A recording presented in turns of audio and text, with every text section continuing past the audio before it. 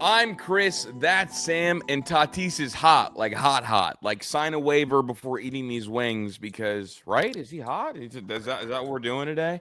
What's up, Sam?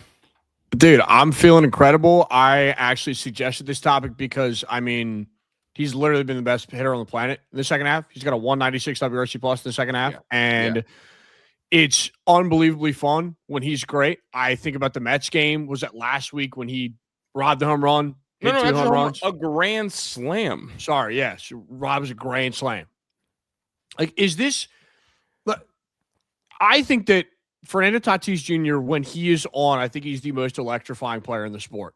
Like, when he is great, it is so unbelievably good for baseball. It is Yeah. appointment television when prime Tatis is playing every single night in right field, because not only is it electric pimp job home runs, it's incredible platinum glove level defensive plays out there in the outfield, Chris. So, like, for him to be unbelievably good, it is awesome for the game of baseball. I think that he is, for as far as from a marketability standpoint, I think that he is the most marketable player in Major League Baseball. I think about his first year in 21, the electric just pimp job home runs. The sport is so much better when he's elite, and I'm so hyped about it.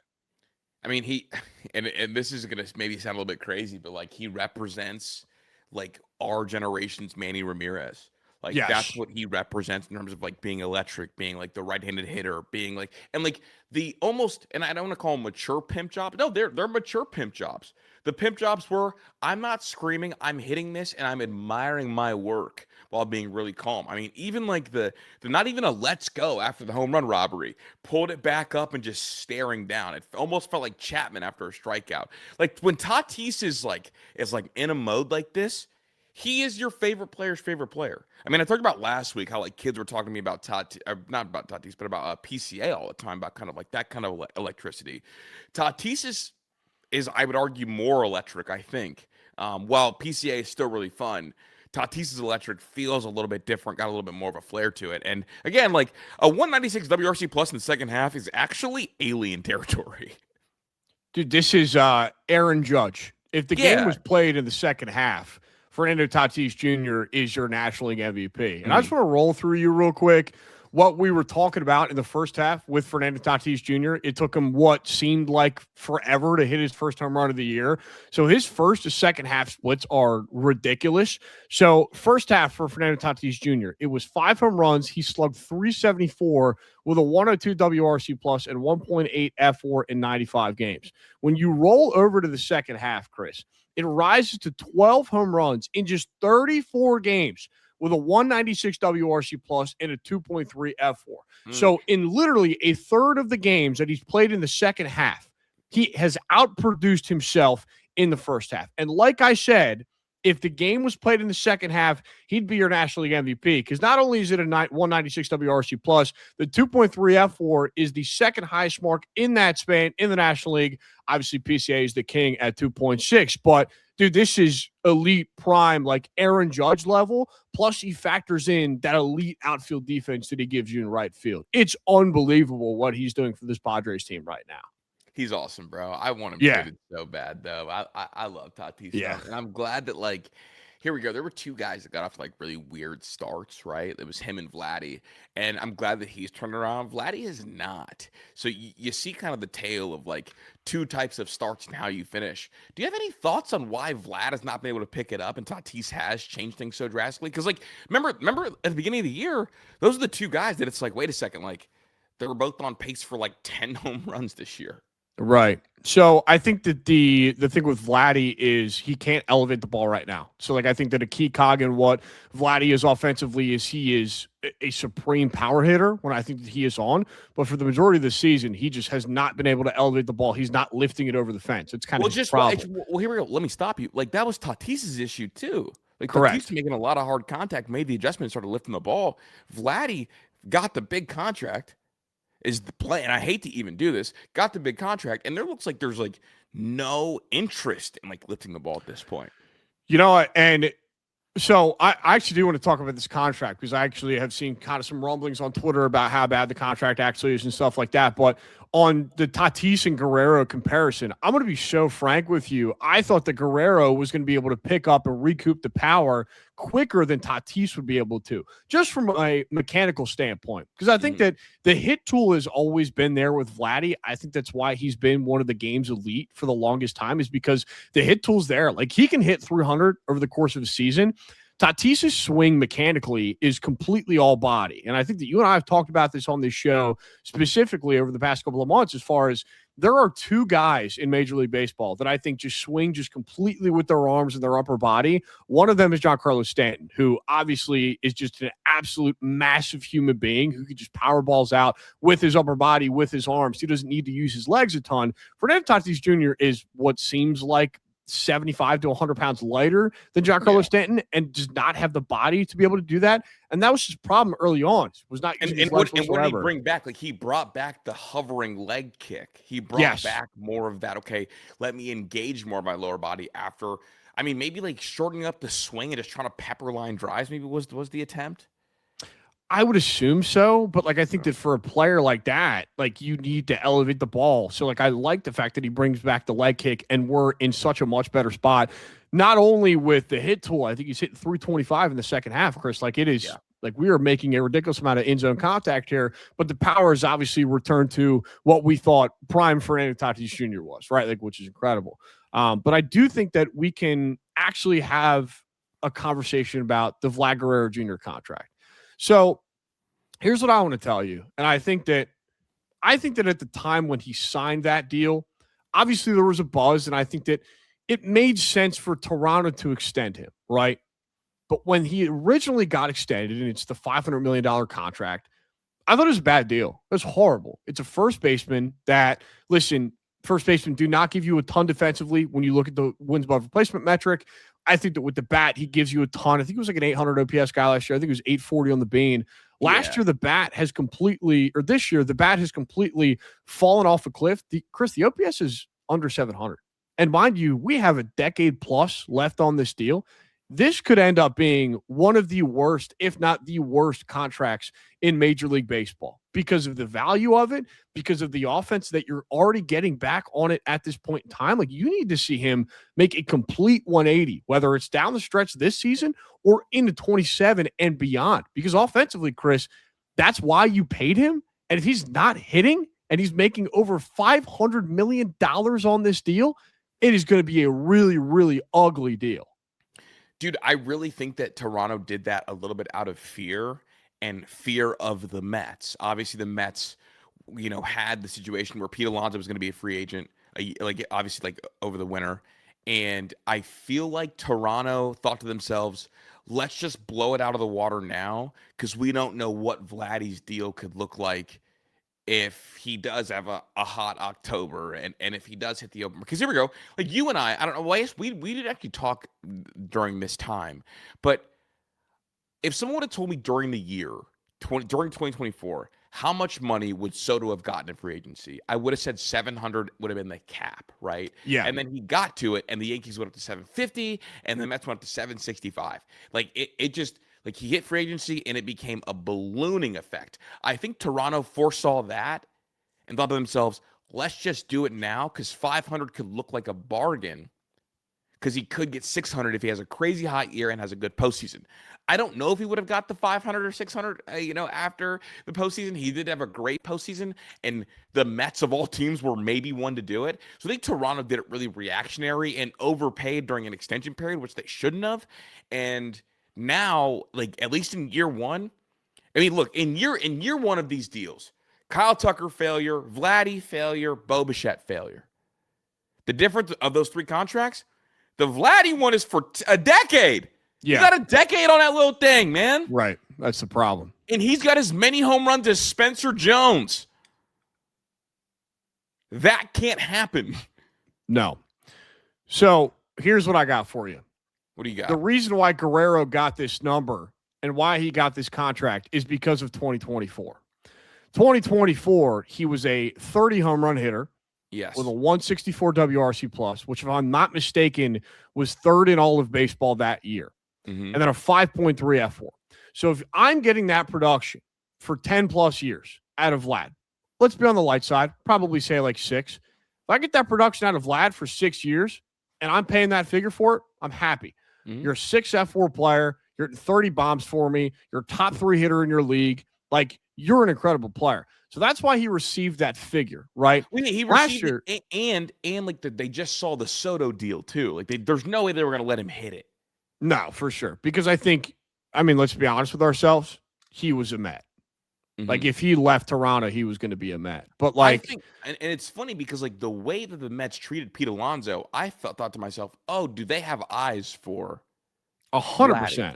After signing Soto, it was immediately like, yeah, like, let's go get him next. Like, that's our next big fish in the market, right? So Toronto then gets fear-mongered into giving him this just absolutely ballooned up contract, which, listen, like, I like first baseman just as much as the next one, but it does not make any sense to me that Matt Olson makes a third of what Vladimir Guerrero Jr.'s contract is. Like, it is an absolute fraction of what that contract is. And right now, Chris, like, the production that you're getting out of him for a team that, listen, they went to the World Series last year, but they have unbelievably sputtered in 26 because their cornerstone, the key cog to their offense, has an OPS under 700 and has under 10 home runs in the year, where he's been a prolific hitter during the course of his career. And if this is going to be a consistent trend where he's just going to be a horrible hitter, Chris, like, it's going to be one of the worst in the sport, and could be one of the worst of all time if this trend continues.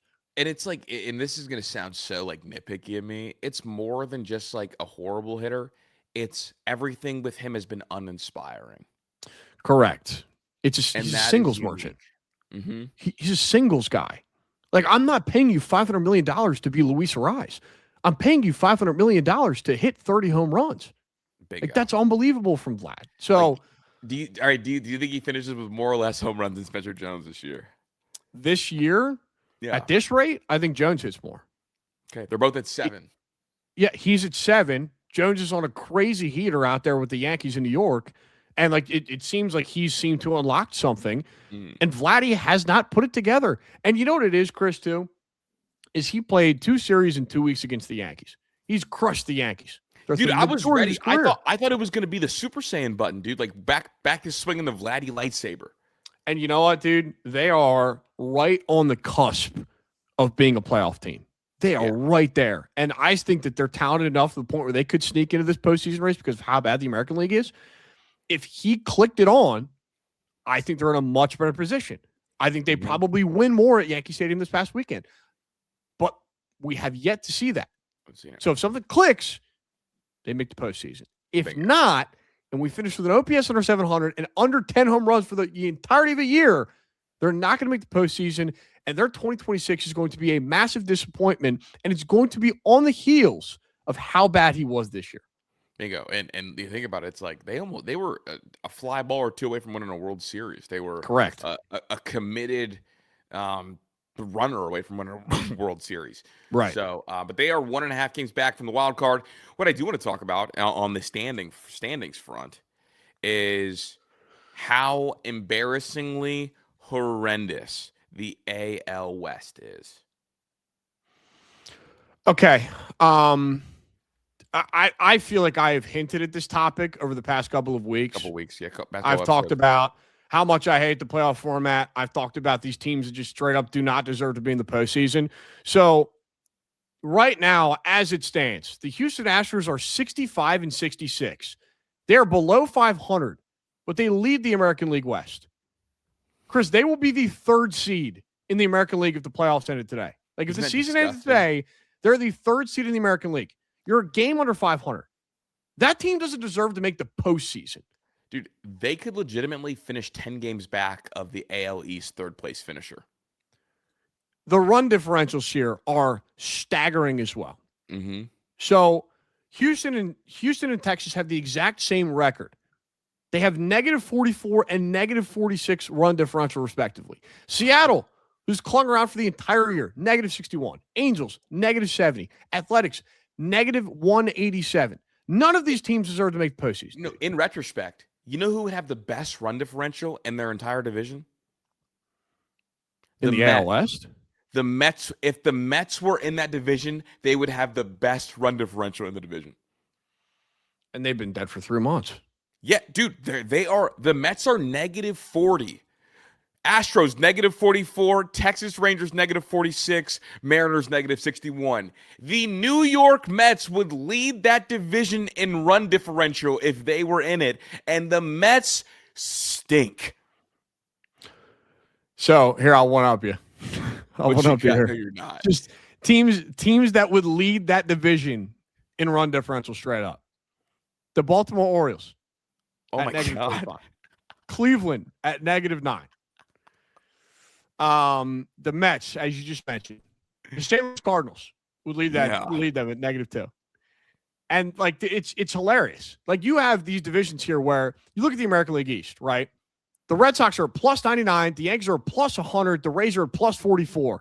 The AL West has 3 teams that have positive run differentials. Like, dude, none of these teams deserve to make the postseason, and it shows strictly to me that this postseason format is unbelievably flawed. Because what do you mean they get, realistically, the easiest matchup?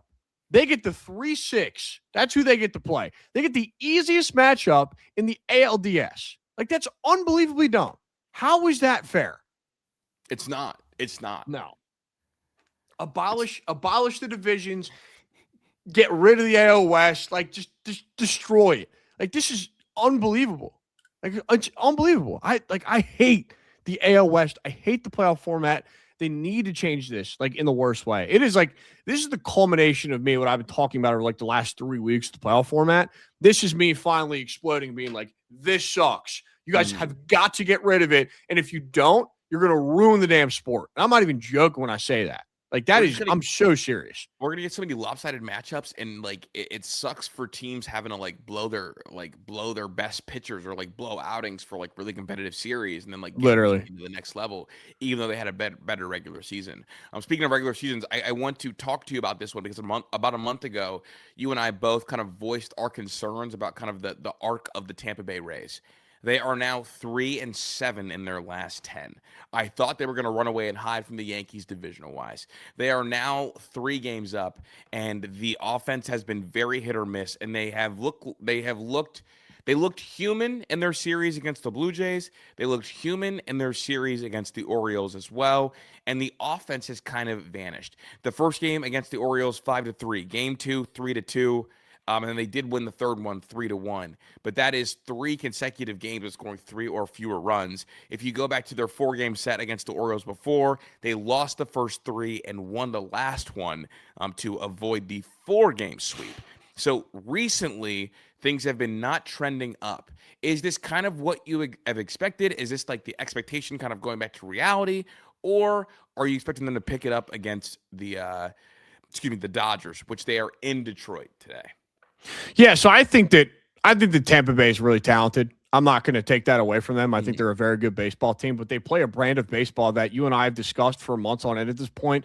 It's not sustainable. I think it's built for 162. I don't think it's built for a 16-game postseason run. I don't think they win this division. I think they come in second place in this division. And the reason why I think that is the Yankees are surging. I think that they're offensively starting to really figure it out, and it's starting to click. Plus, on top of that, they're going to get Judge back, I think, in the next 2 to 3 weeks.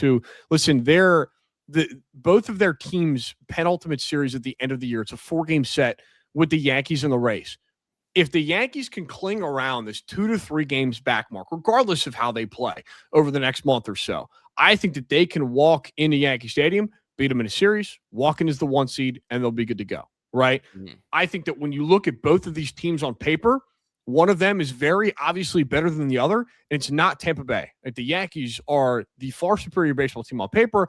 Obviously, the game isn't played on paper, but I think that in a 4-game set, I'm going to take the Yankees to beat them. I think they win the division by a game or 2. It's going to be tight until the end, but I think the talent is going to trump here. That's why they're going to end up winning this division. It's not even me being biased. Like, obviously, I'm a Yankee fan. You're a Yankee fan, but I just think that when you look at these styles of baseball, when you look at the talent that's on the 2 of these rosters, I don't think what Tampa Bay is doing is sustainable. And I just think that the Yankees are going to walk away with this and be the AL East winner this year. Well, the Yankees have a really fortunate September. They open up September with the Angels. And while they're out there, they don't have to play the Padres, good team. But then they've got Rockies, Mets, Twins all in a Yeah. row. And that'll Feeling be good. right when Judge is coming back. So you got to Right. feel like that could be the offensive explosion. Then they have what I think will, like you said, maybe the deciding series. They have a 4-game set against Tampa Bay, and then they end against Baltimore. So we're kind of winding things down. It's been interesting to watch the Tampa Bay look a little suspect at times here recently. I feel like there was a stretch there in the middle of the summer where it's like every time we turn on a Tampa Bay game as a watcher like me, it's like, oh, here they go. They win again. They win again. They win. Every time the Yankees win, they win. Yankees win, they win. And recently, we've seen it kind of go the other direction. And then the other part of it is like, okay, how much of that winning streak was based on who they played versus how good are they? I mean, we just talked about how like bad the AL West was. This was their winning streak, who they played. They played 3 against the Rockies. They took all 3. They played 3 against the Mariners, took all 3. They played 3 against the Athletics. They took all 3. All teams with like a -40 and lower run differential. So we're talking about like not very good teams kind of that caused the heating up. The Orioles have had a pulse recently. Shout out Pete Alonso, who has been an unsung hero on this program. They took 3 out of 4 in the one series, then 2 out of 3 in the next. It makes you wonder, okay, when they start playing these teams with more of a heartbeat, more of a pulse on offense, what does it look like? So I'd probably agree with you. I don't know if they get caught by the Yankees. I have my concerns about the Yankees' approach, and like sometimes they make bad pitchers look like great pitchers, and that's not something that Tampa Bay ever does. But it's been definitely unique to see Tampa Bay's last 10. All right, dude. Jacob Young had maybe the catch of the year. Spider-Man. All of us have done it as kids or dreamt about it as kids. Kind of the climbing up the wall and catching the ball. When you saw the Jacob Young highlight catch, what was your first thought? This dude's a rock star. I mean, this is the second absolute web gem that he's given us. I mean, this is back-to-back years. He made that incredible catch last year in New York against the Mets, where it was like he comes down with it, juggles a little bit, finally comes down with it on the ground, and then he makes just like unbelievable play. So I actually went and looked, Chris, because like I feel like I don't hear a ton about Jacob Young. I feel like the national audiences hear a ton about Jacob Young outside of these 2 big plays. So I went digging. I'm like, is Jacob Young a good defender? Like, is he a great defender? Or is it like Joe Adell? Because remember, Joe Adell had the 3 crazy plays in right field, and then you look at the defensive metrics, and he's horrible. Such a bad defender. So I go back and look, I'm like, Jacob Young, like, actually good defender? Dude, 12 AA this year. So he is like a very elite defender out there in center field. And he gives us these just remarkable highlight plays. I mean, these are the 2 of the cooler plays I think you're ever going to see. Now, the question that I want to ask you, which play did you think was better? Last year's or this year's? This year's because it's like something we dream that like as a kid, like we react in my head. Right. I love last year's though, but this year's like the climb and the propelling yourself off the chain link, and you know you only get one shot to do it, and he comes down with it. So this year's, and maybe it's recency bias, but I think because that's a play that like we dream about or joke about as kids, it kind of resonated more with me. Yeah, I mean, that's I think immediately about, and this is back-to-back years we had awesome like Spider-Man catches. Like I think Denzel Clark last year when he made that catch in Los Angeles. That's the best catch I've ever seen. Yeah. Ever. So you think that one's better than the Jacob Young catch that just happened? Yes. Okay. Yeah, I agree. I 100% agree. Yeah, that thing was unbelievable. That ball was gone, insane, dude. Like, literally. Gone. You just yoinked it back. Like you do not see that every day. No. I mean, no, awesome, not at all. But awesome. I love defense. It's so much fun. I think it's really underrated in this game, but it's really cool when you get these like big, really cool highlight plays like that as well. Dude, like crazy fun fact, bro. I think Denzel Clark is the Naylor's first cousin. You told me this before, I think. Yeah, dude. It's just so funny because, like, athletically, you don't really think of Josh like coming from like a great athlete family. Absolutely not, dude. He's they have a Denzel Clark. It's like Denzel Clark got all the good genes, dude. Yeah, literally. Got literally all the good genes. All right, dude. Sal Stewart is on pace to be the first MLB player to 100 RBIs. It's so funny because like we're almost at the end of the year, and I feel like Judge does this like by the beginning of August every year. Right. So but I'm not going to make this about Aaron Judge. Sal Stewart is going to be the first MLB player to 100 RBIs. He's at 98 right now. He's 4 up on CJ Abrams, I believe. And he's not going to win Rookie of the Year. Are you someone that cares about the RBI stat? Because I said he's a Joey Votto clone. He's going to get RBIs because he's a good situational hitter, good eye, takes his time, and then knows when to do damage. He might be the best rookie hitter, depending on what metric you like and what you look at. I think it's better. But he's bad. but he's bad defensively. So I don't know where you got with Sal Stewart, and should he be the favorite for the Rookie of the Year? I'd say he's like a top 4 rookie hitter. Okay. I think like it's like Sal. I think I'm still gonna like chunk Murakami in there. I think Murakami's still just like his year as a whole. He's still been awesome, even though he missed time with the injury. McGonigal, obviously, and then I'm tossing DeLauder a bone because he's still just like a rock star. But as far as Stewart goes, do I think that he could catch Weatherholt? Absolutely not. I think that what Weatherholt gives you is the all-around game, which I think is so much more valued in today's game as far as the WAR metric and how much that's kind of bulked in everything. Like he's a National League leader and it's not even really close. Like Stewart's not even second on that list. It's actually I think it's either Ewing or Benj who's second on that list. One of the Mets. Okay, so it's Benj. Yeah. I think Stewart brings you so much defensively. He's one of the best second basemen in the sport. Like he's unbelievable, and he still gives you like a 115 WRC plus to the plate, and is a great base runner as well. So, I do not give a shit about the RBI stat. I think that there was a chance. You know what? Listen, I think if this is 15 years ago, Sal Stewart probably wins National League Rookie of the Year because of the RBI stat and how much it was valued. I mean, I don't give a shit about RBIs. If you just look at like the baseball card stats. Hits goes to Sal Stewart over JJ. Home runs, he's got 10 more. RBIs, he's got 40 more. Yeah. Batting average, he's 20 points higher. Slugging, he's 100 points higher. OPS, he's 60 points higher. And OPS plus, he's 13 points higher. Like if you just look at the baseball card stats, I mean, it's like it's not to this degree, but it's like Miggy and Trout.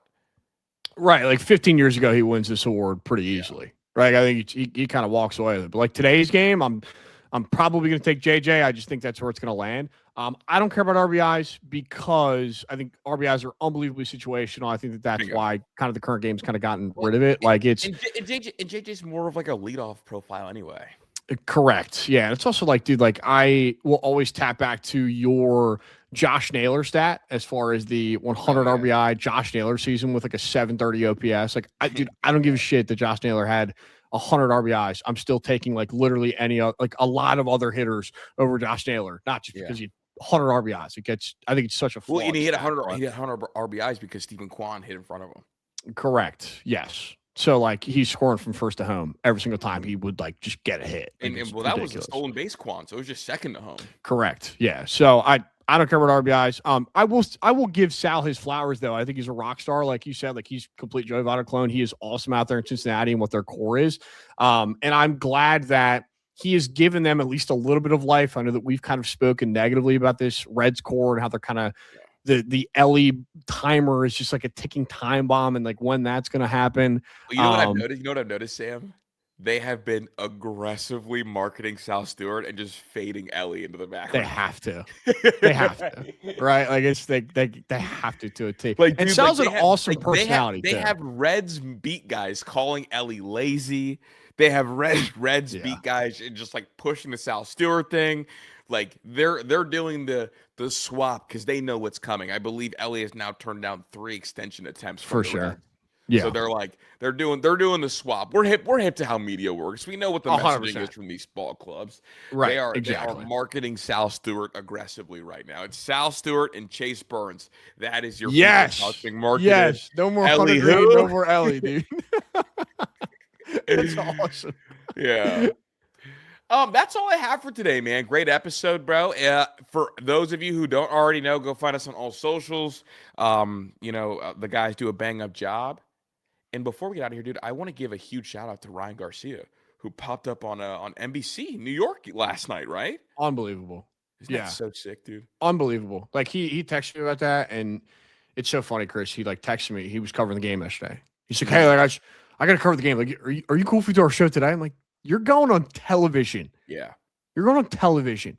Like that is, it's awesome for us, but I'm so proud of him just as a human and like what he is as a personality in this space and how hard he's busted his ass to be in a position like that where he's on national television.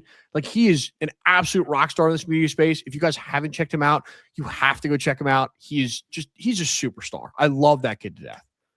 And I met him last year going into the postseason, so maybe I'm a little bit underqualified to speak about him. But like he legitimately feels like my little brother at times.